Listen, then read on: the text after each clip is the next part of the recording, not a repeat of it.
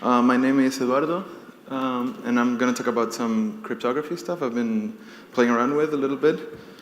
So a little bit of a backstory. I am from the Dominican Republic, which is a country in this island. And over there, we play a lot of dominoes. It's a really big part of our culture, actually. It's definitely the most popular board game in the country. And we play it at parties, we play it like in all kinds of events, and we also play it just like in grocery shops. We have these very small grocery shops that are kind of like corner shops, and people go there to buy their groceries, but also like to hang out and buy alcohol and just drink, kind of like a bar. And they're always playing this. Actually, there's like, this one is actually sponsored by the biggest beer brand there. They just put these tables everywhere because people like really like engaging socially like this on this game. But I moved to Denmark now, and in Denmark, nobody knows what dominoes is. Actually, when you ask people like, do you know what dominoes is? They think, oh, playing dominoes, yeah, it's kind of like making dominoes go like this. And it's not what it is, by the way. If you think playing dominoes is just like aligning them all together and just like making them drop, that's not what it is. Dominoes is usually played like try to tile all the pieces up. So essentially the way it works is you have a lot of pieces, kind of like a deck of cards, and you have to shuffle them. And then you have to give every player like a hand of usually 7 pieces. And then they just try to tile them up, like match them together, and the one who gets rid of all these pieces wins. So if I have to play dominoes, I have to play online because nobody in Denmark plays. So I have to play with my friends back home, and usually we would play online dominoes in a normal, like centralized environment where there's a server, and the way it works is the server just gives every player a hand. There's a couple of problems, potential problems with this. One of them is, of course, the server controls what it does. You don't have no proof at all that it is actually shuffling the pieces. It might be choosing a good hand for you or a bad hand for you and a good hand for the other person. That would be obvious. It would turn obvious over time if every time you play you get a bad hand. You're like, okay, there's something wrong. But they can do also something more subtle. They can just give you a normal hand, like just actually shuffle it, but they can tell the other player, like, hey, this is this player's hand. And that you cannot prove, you cannot notice, and they have a significant edge on you. So how do you solve this? Well, obviously, you can't trust the server, so you have to eliminate it and make a peer-to-peer system. But this is still a problem because this is even worse now because if one of the players just like shuffles, if you just trust one of the players, that player has it has a dog in the race, so it's not the best person. So you have to secure the system somehow. And how do you do that? You have to use cryptography. So I'm going to talk a little bit about like the normal encryption algorithms we use. And so let's say you want to encrypt a message. If you use an algorithm like AES or RSA or elliptic curve or whatever algorithm you're using, usually you can make an analogy that's like taking that message, in this case the heart, and putting it on a box and locking it with a key, right? Now let's say you're going to double encrypt the message. So you have 2 keys. If you encrypt the message with a key, and then you encrypt that message again, it's like putting that box inside of another box and locking it with that key.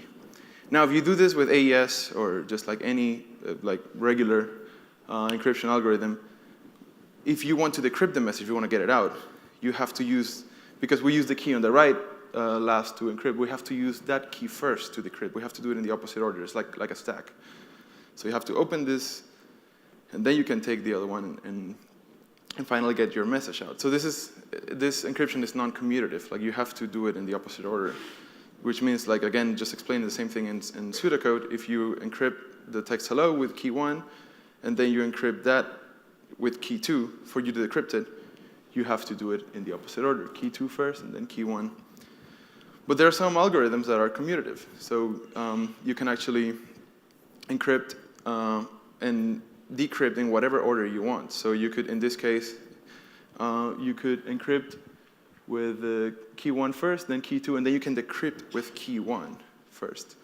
Those are not the normal encryption algorithms we use, but they can be useful for some stuff.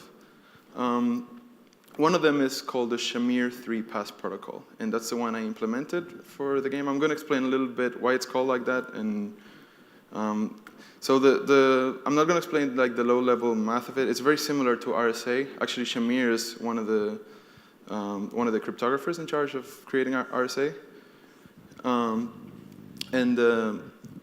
Yeah, so it uses more or less the same math. Like the hard computational part is the same as RSA, so it's like a modular exponentiation. But what it allows you to do is send messages like this. So let's say Link wants to send a message to Zelda. He encrypts that message with his key. Now, instead of using a box within a box analogy, in this one we're going to use an analogy where you actually use only one box and then you put locks on it. So he sends that through a non-secure channel to Zelda, and she doesn't know what's in there because it's encrypted with Link's key. And then she encrypts it and sends it back to him. Now Link decrypts this, and he gets another ciphertext that is only encrypted with Zelda's key, and he can finally send that to her, and she can decrypt it. So what this allowed them to do is to send a message through a non-secure channel without exchanging keys.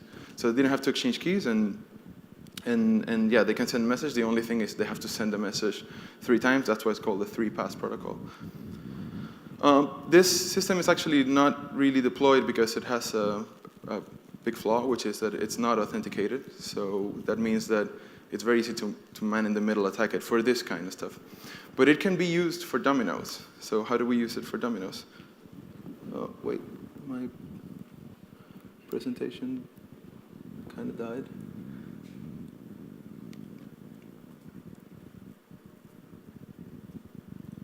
All right, there you go. Yeah, so essentially what you do is you take the whole dominoes deck, and in this case, it's only 5 pieces. It's actually 28, but just to simplify it. And you encrypt all of them individually with 1 key. In this case, Link does that. He's going to play dominoes with Zelda. He shuffles them then, because, yeah, that's the whole point. You need to shuffle them. Then he sends that to Zelda, and she has no idea which any of the boxes contained which key. So she just encrypts them again and shuffles them again. And then when she sends that back to Link, they have this deck of domino pieces that they can agree on. None of them know which piece is on which box, and it's actually like fairly shuffled because they both shuffled it. So what they do now is if Zelda wants to draw a piece for her hand, she takes one, sends it to Link. He decrypts it first, and then sends it back to her, and then she can see it. And he does the same, sends it to her. She decrypts it, sends it back to him. And now they both have a hand that the other player doesn't know about. And in this way, you can actually build a peer-to-peer dominoes game. You can actually build a card game also. The original idea for this came from a paper called Mental Poker by actually Shamir, the guy who made the protocol. Yeah, so I'm going to demo it now. I implemented this crypto system. The thing is, again, because this crypto system is not really useful other than, I mean, it is useful, but it has this flaw for end-to-end encryption communication. It's not really available in most libraries. At least I couldn't find it. So I had to write it myself. So first I'm going to demo the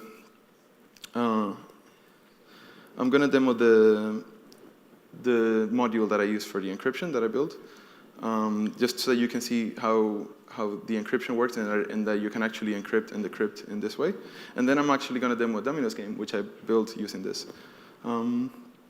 Yeah, so first of all, let's say we have a message we want to encrypt. Can you all see that, or should I make it? Yeah, okay. Yeah, so I have a message that I want to encrypt, and I have this little utility. Oh wait, I have to require the thing.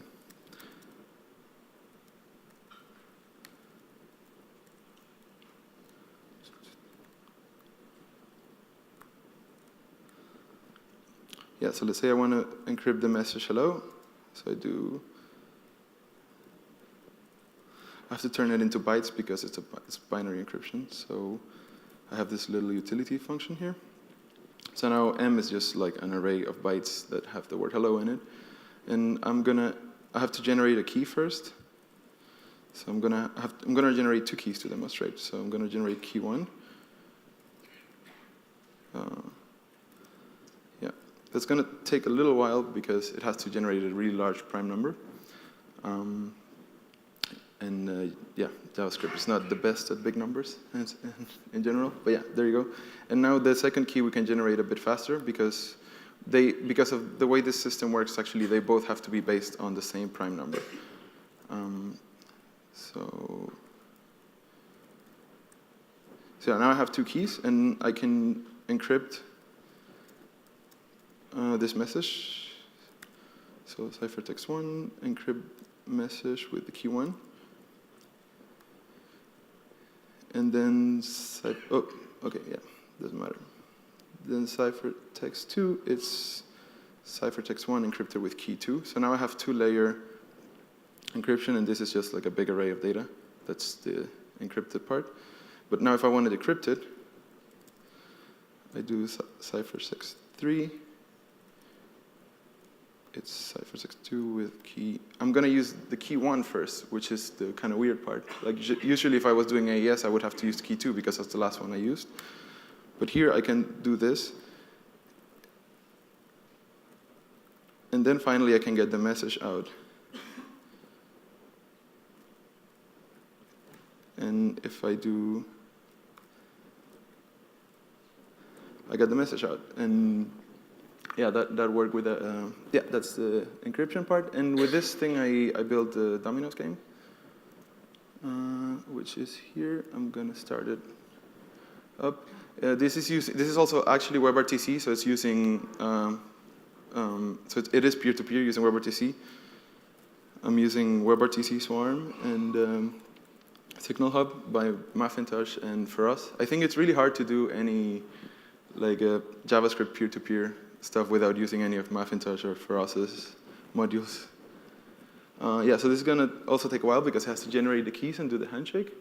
But after that, we can start playing dominoes, and I'm gonna do both. I'm gonna do both players. Yeah, so now we're like doing, yeah, giving every player its hand. And this one starts actually. See if we can complete a dominoes game.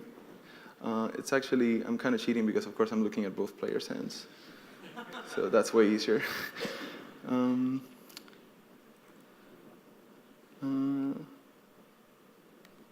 Yeah, it's probably, oh yeah, probably do this one instead. Just trying to help myself out. I'm rooting for one of them.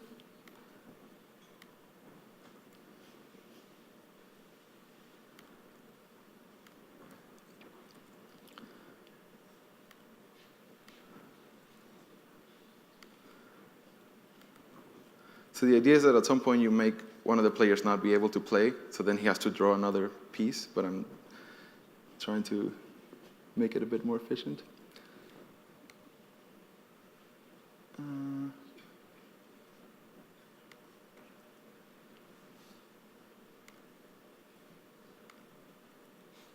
Yeah, so now this player cannot play, so he has to draw. And he still can't, so he needs to draw more. And this is how you make people lose. Essentially, you try to remember like which piece they couldn't play to and try to make them lose like that. So I think this player 2 is going to win, or it looks like it.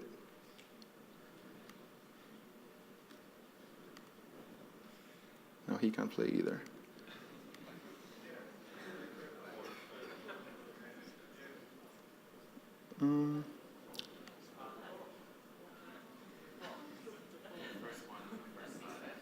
What? Oh yeah. No, you can't. Oh yeah, fuck's sake.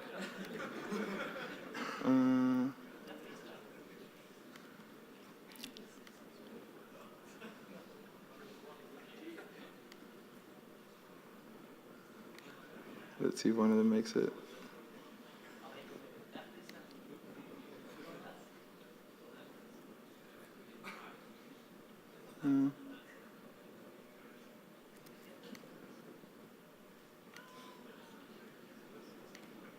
Does he make it now? No.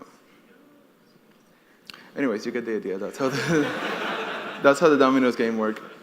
But the important part is that this is completely peer-to-peer, and it's secure. You don't have to trust the server, which is the thing I'm trying to get out of. I don't trust my friends playing back home.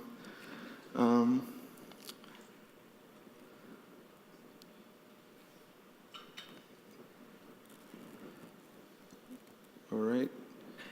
Yeah, so that's actually all I had. So yeah, thank you very much.